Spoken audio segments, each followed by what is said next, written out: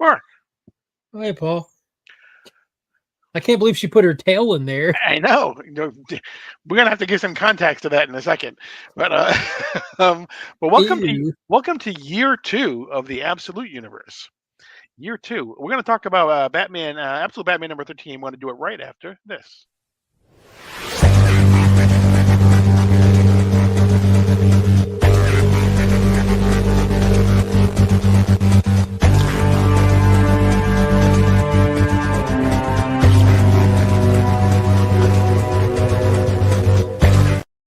Before we get started, don't forget to subscribe. Make sure you hit the notification bell. Make sure you leave us a comment and hit the like button, the little thumbs up, just below us, right down there, the little thumbs up. That helps us with the algorithm gods. So yeah, we are into year two. It is exploding, not only in the absolute universe, but in other places as well. We'll mention that as well. But yeah, Batman year two, number 13. Still a Batman against Bane, but he's got a little helper. This issue. If you can't guess who the Maybe. helper is, Yeah. Maybe we'll see. Alfred's not yeah, so confident. yeah, yeah. And Alfred has his own problems dealing with. He's got a cat problem. He does. Vermin is what I call them. Exactly. Um, but we actually go back to we see Bruce and Selena basically in some different times. Yeah, we pick up where we left off with him. Yeah. Remember, they just got done strong arming Falcone on the golf Yep. court. hmm Right. And so they're looking for a place, and they're talking about what's going on, and we basically, We find out that they bribed Falcone to fix the fight. right, exactly.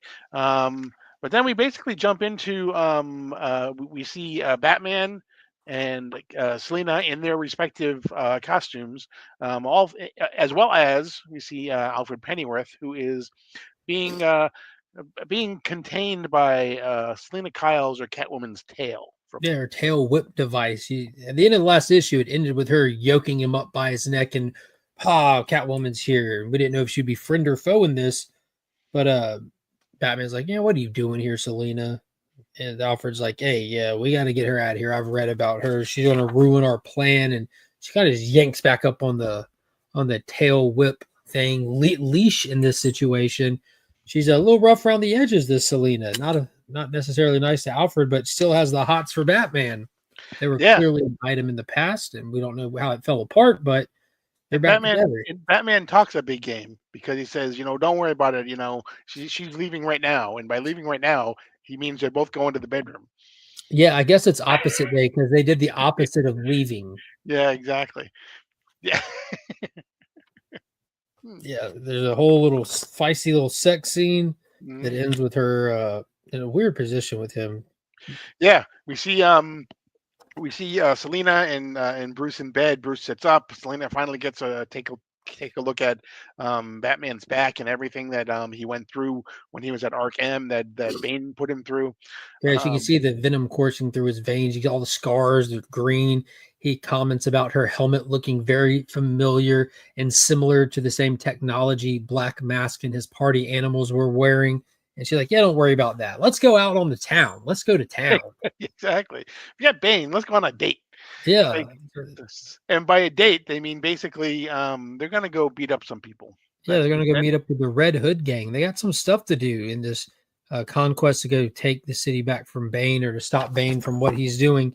So that's where they head. They go to meet up with the Red Hood gang down on the pier at the Ferris wheel. Right. They get they meet up with them in the amusement park.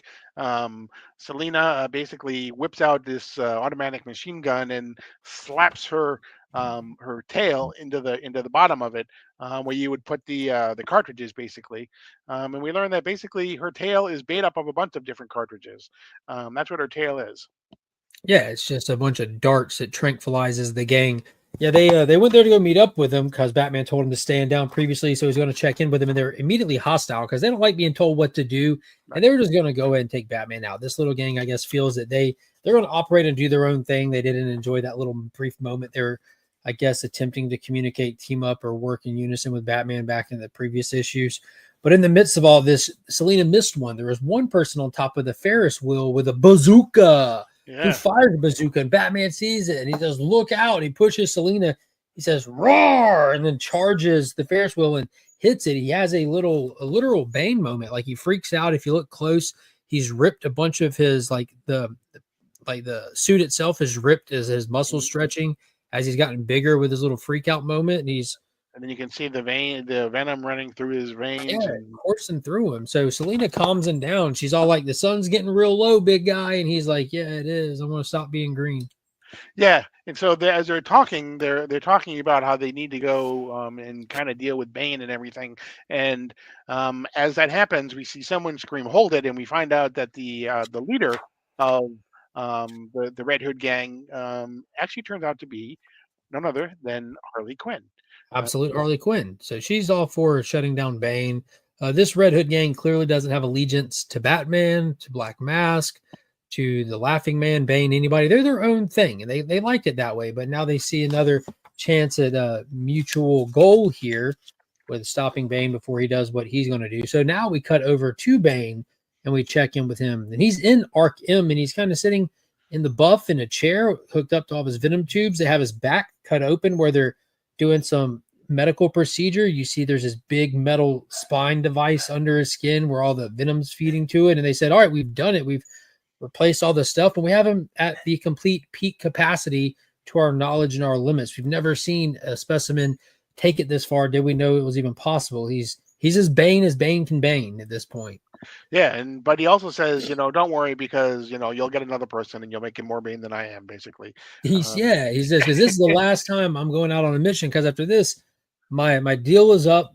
I've served my purpose. The Laughing Man's going to have to let me go. Like, you don't think he's going to let you go? He's like, he's going to have to. Everything I've done for him.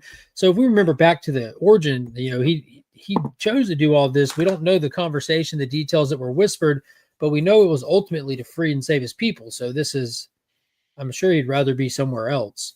Right. We flash to some people watching television, and we see the mayor was talking, and suddenly Batman interrupts, takes control of all the airwaves, and he basically challenges Bane and says, basically, I'm going to basically challenge you to a duel out in public, and I'm basically going to whip your ass. Why? Because I'm Batman. Because I'm Batman. It says, come to the stadium. We'll do this old school. We're going like old school Roman Empire style here. Bring the gladiators to the Colosseum. Mano y mano, let's do this. And this is where we get the how like this whole flashback story with Waylon, aka Croc, before he was Croc, going to this boxing match against Bibbo, which he was like a fill-in for the card, and it's like the opportunity of his lifetime. And he asked Bruce to cornerman for him, and Bruce realizes he can't win and he could potentially die in here. That's why they made the deal with Falcone to try to fix the fight. Like, you'll survive, you'll get some rounds in, you'll get exposure. And he's trying to explain this to Waylon, and Waylon's heartbroken. He's like, I can't believe you wouldn't bet on me. You're the one person I thought would believe in me, and I asked you to quarterman for me because no one else thought I can do it. And now you're telling me I can't do it? Screw you, man. So we're getting some more dynamic and into what is the Rogues Gallery back in the day with these flashbacks, and we're seeing what it looks like when someone doesn't believe you can win an unwinnable fight, which Batman is now in Waylon's shoes against Bane. Right. So flash to the Batcave, Back to the Batcave, where Selena and Alfred and Bruce are there, and they're talking. And Selena is basically telling Bruce, "You can't do this. You're not going to win. You can't go up against Bane." And he says, "I'm going to do this. I'm going to win."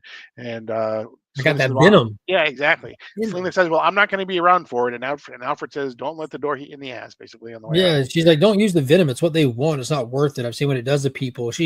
Like him venoming up is part of their plan. Like they got him. They did what they wanted to do to him. It's just a waiting game for his mind to snap under the weight of the venom and all the stuff that's going on. And she's encouraging him to go out there and figure out how to do it without it. And that was his ace up his sleeve. So now we got to deal with that moving forward. And it's all going to be dealt with in the very next issue, the last issue. But maybe he won't be alone, because this last page is a little cliffhanger, Paul. Yeah, we basically get some a nice shot of a nice container full of meat, basically. Yeah, a bunch of meat. Bunch of meat that is seems to be its purpose seems to be that it's going to be drawing Waylon, Killer Croc, into the battle. Yeah, he takes his big cooler full of the meats, drives down into the sewer, Right. goes walking around, and Waylon clearly gets a smell of it. Old Longjaw, Yeah, aka Killer Croc. because Batman, he's got the meats. Yeah, he's got the meats. I think we have to wait 2 months though before we see the conclusion of this. I believe the next issue is the annual, right? I think they both come out. They both come out this month though.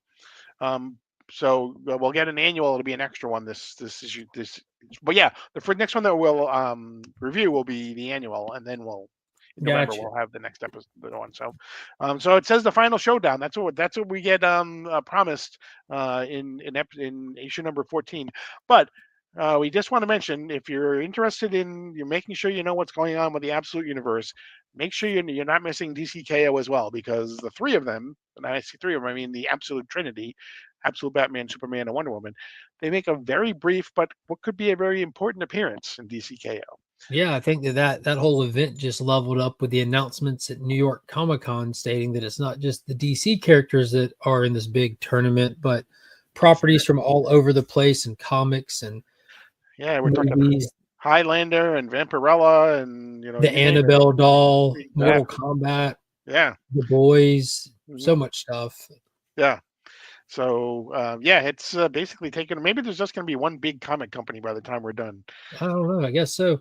I saw the Annabelle and Mortal Kombat, and like they're both owned by Warner Brothers. I don't know if the rest are. How many of those things are licensing deals versus just they're under their umbrella? It's a little bit easier to shift and move those things. Right.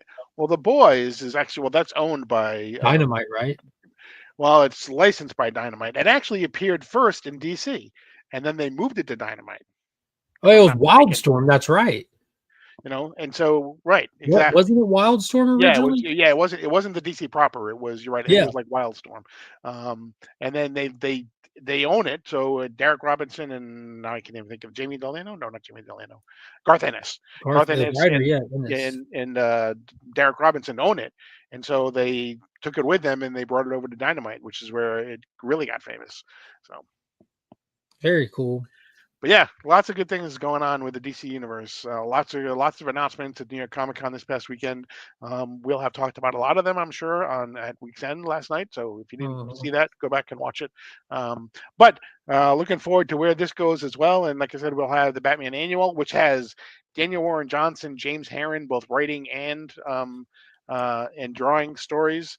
So A-list creators on the Batman Annual coming up. So. But that's going to be it for this edition of DC Comics Deep Dive. Don't forget to subscribe. Don't forget to leave us a comment, hit the notification bell, and hit that little thumbs up right down there. But I am Paul. He is Mark. And we're Legion. But you're now leaving Sector 28.